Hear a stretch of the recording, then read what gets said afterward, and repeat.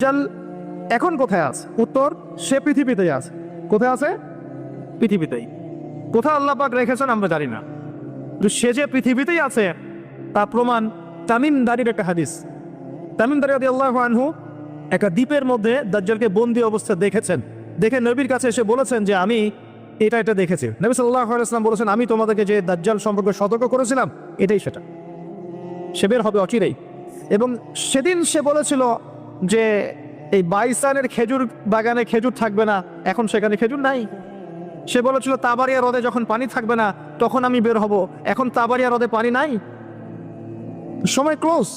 সে কোথা থেকে বের হবে? উত্তর, তার বের হওয়া সম্পর্কে তিনটা বর্ণনা পাওয়া যায়। এক, সে ইস্পাহান থেকে বের হবে। ইস্পাহান হচ্ছে ইরানের একটা জায়গা। কোন জায়গা? ইরানের একটা জায়গা, এবং সেখানে ইস্পাহান নামে একটা জায়গা আছে।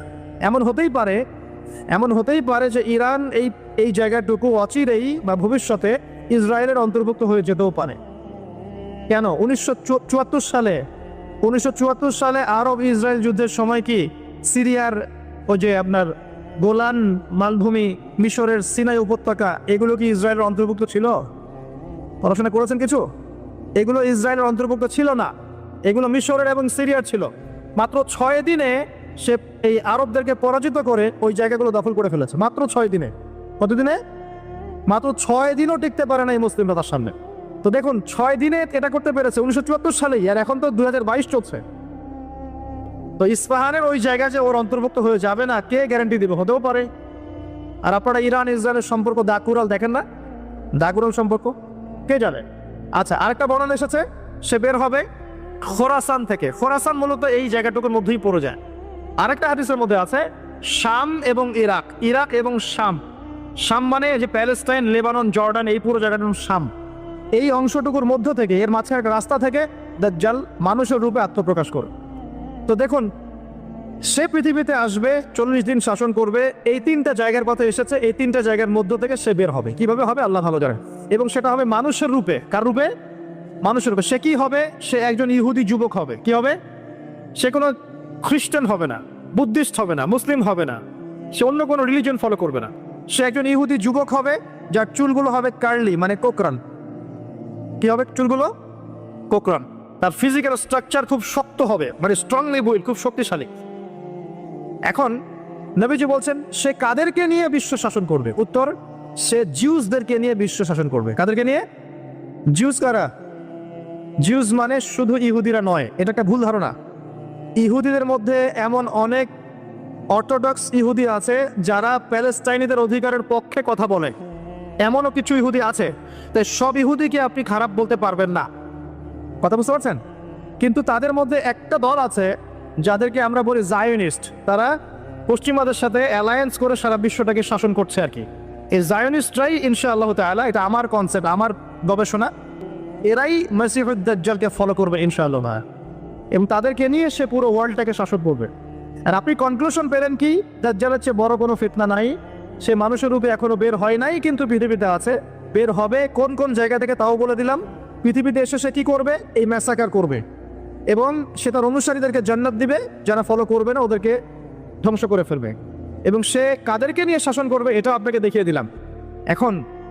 এখন আসেন, সে যাদেরকে নিয়ে ওয়ার্ল্ডটাকে শাসন করবে তাদের দিকে তো তাকিয়ে দেখি।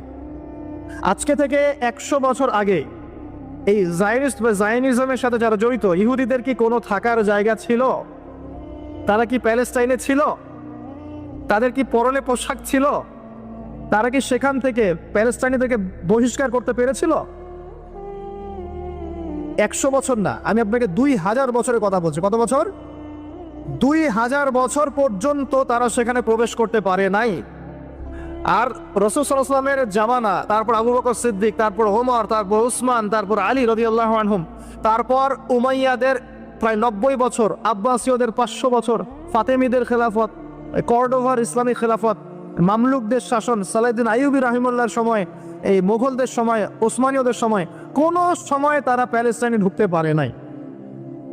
1914-এ যখন ফার্স্ট ওয়ার্ল্ড ওয়ার হয়েছে, তারপর ব্রিটেন সেখান থেকে চলে গিয়ে ওদেরকে জায়গা করে দিয়েছে। ওইখান থেকে 100 বছর হয়ে গেল তারা সেখানে আরবদের নাকের ডগায় বসে পুরো আরবদেরকে না, পুরো বিশ্বকে শাসন করছে। দাজ্জালকে আপনি দেখেননি, তার অনুসারীদেরকে আপনি দেখেন, তাদের অবস্থা এখন কি। জি বলছি, যাদের থাকার জায়গা ছিল না, খাবার ছিল না, পানি ছিল না, কোনো সার্বভৌমত্ব ছিল না, কোনো রাষ্ট্র ছিল না, তারা এখন পুরো বিশ্বে শক্তিশালী। শুধু তাই নয়, যারা মিলিটারি অ্যাফেয়ার্স সম্পর্কে জানেন, যারা পলিটিক্স করেন, যারা আপনার অর্থনীতি বোঝেন, তারা আমার কথা বুঝবেন, অন্যরা হয়তো বুঝবে না। তারা সেখান থেকে সারা ওয়ার্ল্ডের ব্যাংকিং সিস্টেমগুলো নিয়ন্ত্রণ করে ফেলেছে। আপনি ওদের বাইরে যেতেই পারবেন না। এবং তারা ওদের ব্যাংকিং সিস্টেম দিয়ে সারা ওয়ার্ল্ডকে সুদখোর বানিয়েছে। সুদ ছাড়া কোনো লোন তারা দিবে না। একটা IMF এর লোনের জন্য কত চড়াই উতরাই পার করতে হয় আপনি জানেন না। ইকোনমিক্স পড়েন তাহলে বুঝবেন। এমনি এমনি দিবে না, সুদ ছাড়া তো দিবেই না। আর সুদটা আমাদের শোধ করতে হবে না, শোধ করতে হবে। তো এদের সিস্টেমটাই সুদভিত্তিক ইকোনমিক সিস্টেম। ফাইন্যান্সে যান, ফাইন্যান্স, পুরো ওয়ার্ল্ডের যে ফাইন্যান্সগুলো আছে এগুলো ওদের হাতে। মিডিয়াতে যান, সারা ওয়ার্ল্ডের বড় বড় মিডিয়াগুলো ওদের হাতে। আপনি পলিটিক্যাল দর্শনগুলোতে যান, পুরো ওয়ার্ল্ডে যে পলিটিক্যাল সিস্টেমগুলো চলছে এগুলো লঞ্চ ওরাই করেছে। খিলাফা নাই, ওই যে খলিফা খিলাফা এটা বাদ, এখন ওদের দর্শনগুলো চলছে। তারপরে কি, অস্ত্র শস্ত্রের দিকে যান, অস্ত্র শস্ত্র, সারা বিশ্বে যত মারণাস্ত্র, নিউক্লিয়ার ওয়েপেন্স এবং থার্মো নিউক্লিয়ার ওয়েপেন্স সবকিছু এখন ওদের কাছে। কয়টা মুসলিম কান্ট্রির কাছে নিউক্লিয়ার ওয়েপেন্স আছে বলেন? কয়টা মুসলিম কান্ট্রির কাছে আকাশ প্রতিরক্ষা ব্যবস্থা আছে, মিসাইলস আছে? উত্তর কোরিয়ার কাছে থাকলেও দেখা যায় যে তুরস্কের কাছে নাই। দেখবেন যে কি বলবো, চায়না, রাশিয়া ওদের কাছে থাকলেও আমাদের আরব কান্ট্রির কাছে নাই। তো দেখেন, ওয়ার্ল্ডকে এই জায়গা থেকে বোঝেন, বিশৃঙ্খলা করে না। দাজ্জালকে যদি বিশ্ব শাসন করতে হয়, আপনাকে যদি বিশ্ব শাসন করতে হয়, আমাকে যদি বিশ্ব শাসন করতে হয়, তাহলে আমাকে বিশ্বের মিডিয়া, প্রযুক্তি, ফাইন্যান্স, ইকোনমিক্স, পলিটিক্স নিয়ন্ত্রণ করতে হবে কি হবে না? সহজ কথা বলেন, হবে কি হবে না? হবে না? আপনার যদি ইকোনমিক কোনো পাওয়ার না থাকে, ডমিনেন্স না থাকে, আপনি কি সারা ওয়ার্ল্ডের ইকোনমি নিয়ন্ত্রণ করতে পারবেন? শ্রীলঙ্কা কি পারবে সারা বিশ্বের ইকোনমি নিয়ন্ত্রণ করতে? পারবে? বাট USA পারে, কারণ ডলার। কারণ কি? ডলার। বুঝতে পারছেন কথা? এই যে মালদ্বীপ কি পারবে সারা ওয়ার্ল্ডের মিডিয়া নিয়ন্ত্রণ করতে পারবে? পারবে না। বাট ইসরায়েল পারবে, বাট বিকজ ওর কাছে গুগল, অ্যাপল সব ওদের। তার মানে এক কথায়, ওয়ার্ল্ডকে রুল করতে হলে আপনার ওয়ার্ল্ডের বড় বড় জিনিসগুলোকে নিয়ন্ত্রণ করতে হবে না? দাজ্জাল না আসলেও তার অনুসারীরা এগুলো অলরেডি নিয়ন্ত্রণ করে ফেলছে। আমি কি এখন আপনাদেরকে বোঝাতে পারছি যে নূর বা আলো কি জিনিস? নূর অর্জন করলে আপনি এমন কিছু দেখবেন, এমন কিছু বুঝবেন যেটা সবাই বুঝবে না। কিন্তু একজন সাহাবীর নাম বলি, আনাস বিন নাজার। কি নাম? আনাস বিন নাজার রাদিয়াল্লাহু আনহু। তিনি উহুদের যুদ্ধের মাঠে কি করছেন আমি আপনাকে একটু দেখাই। একটা গুজব ছড়িয়ে পড়েছে যে মুশরিকরা মুহাম্মদ সাল্লাল্লাহু আলাইহি ওয়াসাল্লামকে নাকি হত্যা করেছে। নাউজুবিল্লাহ। কারণ উহুদের যুদ্ধে আমাদের নবীর এখানে আঘাত লেগেছে, এই যে ভ্রুর এই নিচে কড়া ঢুকে গেছিল, একটু পায়ের মধ্যে আঘাত পেয়েছিলেন, তারপর দাঁত মোবারক শহীদ হয়ে গিয়েছিল। আব্দুল্লাহ বিন কামিয়া নামে এক লায়নাহুল্লাহ, এক মুশরিক নবীজিকে আঘাত করেছিলেন। ঠিক আছে, তো একটা গুজব ছড়িয়ে পড়েছিল যে মুশরিকরা মুহাম্মদ সাল্লাল্লাহু আলাইহি ওয়াসাল্লামকে হত্যা করেছে। নাউজুবিল্লাহ। তখন অনেক সাহাবী অস্ত্র ফেলে দিয়ে বসে যান, যে নবী নাই আমরা যুদ্ধ করে কি করব? কথা বুঝতে পারছেন? তারা হাতে হাত রেখে বসে আছে। এখন এই আনাস বিন নাদর রাদিয়াল্লাহু আনহু তিনি বলছেন, কি হয়েছে তোমাদের, সমস্যা কি?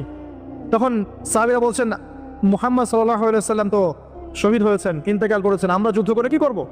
তখন আনাস বিন নাদর রাদিয়াল্লাহু আনহু বলছেন যে মুহাম্মদ সাল্লাল্লাহু আলাইহি ওয়াসাল্লাম যদি নিহত হয়ে থাকেন, তাহলে আমরা আর বেঁচে থেকে কি করব? চলো আমরা যুদ্ধ করে শহীদ হয়ে যাই, আমরা এখানে বেঁচে থেকে কি করব? তখন তিনি ছুটছেন ঘোড়া নিয়ে। আর সাদ বিন মুয়াজ নামে একজন সাহাবী। কোন সাহাবী? সাদ বিন মুয়াজ। এই সাহাবী বলছেন যে তুমি কোথায় ছুটছো? তখন আনাস বিন নাদর রাদিয়াল্লাহু আনহু বলছেন, আল্লাহর কসম করে বলছি, আমি উহুদ পাহাড়ের পিছন থেকে জান্নাতের ঘ্রাণ পাচ্ছি। কে বলছে এই কথা? আনাস বিন নাদর রাদিয়াল্লাহু আনহু। তিনি ছুটে গেলেন, গিয়ে বীর বিক্রমে যুদ্ধ করলেন। পরে তিনি যখন শহীদ হয়েছেন, তার লাশটাকে চেনাই যাচ্ছে না। তার লাশের মধ্যে 80টার বেশি তরবারের আঘাত ছিল। কতটা?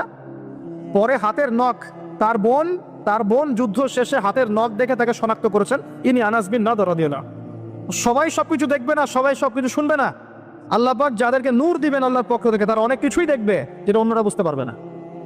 আমি দেখালাম শেষ সশরীরে এখনো বের হয় নাই, তাতে কি হয়েছে?